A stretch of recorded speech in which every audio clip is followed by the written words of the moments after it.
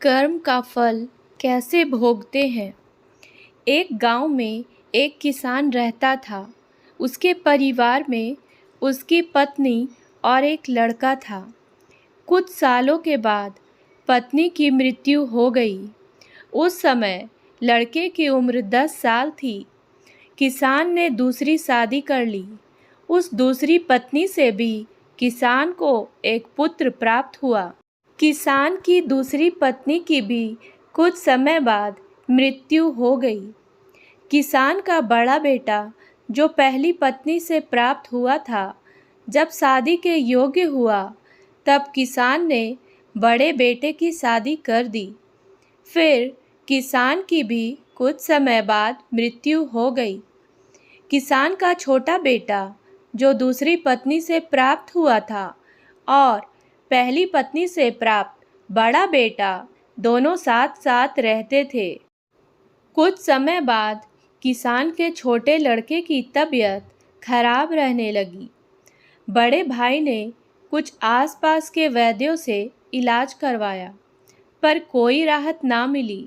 छोटे भाई की दिन ब दिन तबीयत बिगड़ती जा रही थी और बहुत खर्च भी हो रहा था। एक दिन बड़े भाई ने अपनी पत्नी से सलाह की कि यदि यह छोटा भाई मर जाए तो हमें इसके इलाज के लिए पैसा खर्च ना करना पड़ेगा और जायदाद में आधा हिस्सा भी नहीं देना पड़ेगा। तब उसकी पत्नी ने कहा कि क्यों ना किसी वैद्य से बात करके इसे जहर दे दिया जाए, किसी को पता भी ना चलेगा, किसी रिश्तेदारी में भी कोई शक ना करेगा कि बीमार था, बीमारी से मृत्यु हो गई। बड़े भाई ने ऐसे ही किया। एक वैद्य से बात की कि आप अपनी फीस बताओ, ऐसा करना मेरे छोटे बीमार भाई को दवा के बहाने से जहर दे देना। वैद्य ने बात मान ली और लड़के को जहर दे दिया और लड़के की मृत्यु हो गई। उसके भाई भाभी ने खुशी मनाई कि रास्ते का कांटा निकल गया। अब सारी संपत्ति अपनी हो गई। उसका अंतिम संस्कार कर दिया गया।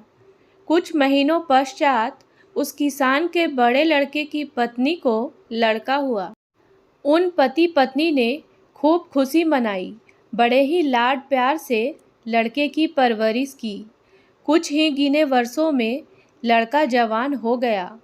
उन्होंने अपने लड़के की भी शादी कर दी।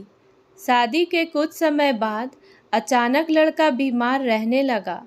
माँ बाप ने उसके इलाज के लिए बहुत वैद्यों से इलाज करवाया। जिसने जितना पैसा मांगा दिया, सब कुछ दिया ताकि लड़का ठीक हो जाए। अपने लड़के के इलाज में अपनी आधी संपत्ति तक बेच दी, पर लड़का बीमारी के कारण मरने की कगार पर आ गया। शरीर इतना ज़्यादा कमज़ोर हो गया कि अस्थि पिंजर शेष रह गया था। एक दिन लड़के को चारपाई पर लिटा रखा था और उसके पिता साथ में बैठे अपने पुत्र की ये दयनीय हालत देखकर दुखी होकर उसकी ओर देख रहा था। तभी लड़का अपने पिता से बोला कि भाई, अपना सब हिसाब हो गया, बस अब कफन और लकड़ी का हिसाब बाकी है, उसकी तैयारी कर लो। ये सुनकर उसके पिता ने सोचा कि लड़के का दिमाग भी काम नहीं कर रहा है बीमारी के कारण, और बोला, बेटा, मैं तेरा बाप हूँ, भाई नहीं।